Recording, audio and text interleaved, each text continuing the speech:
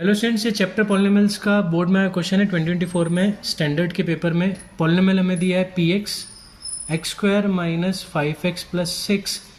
ठीक है, तो हमें P1 और P4 की वैल्यू निकालनी है, P1 P4 के सम की वैल्यू। तो 1 पुट कर दें पहले हम।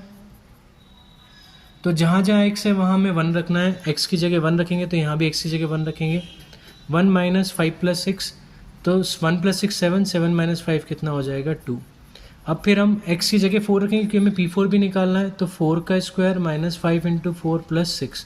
तो जहाँ जहाँ x दिख रहा है वहाँ 4 रखेंगे। 4 का स्क्वायर 16, 5 4 ज़ा 20 प्लस 6। 16 प्लस 6 इज़ 22 माइनस 20, तो 22 माइनस 20 इज़ 2।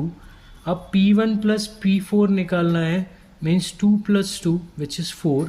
तो बी ऑप्शन हमारा करेक्ट होगा। वीडियो अच्छा लगा तो प्लीज़ वीडियो को लाइक करना, चैनल को सब्सक्राइब कर देना।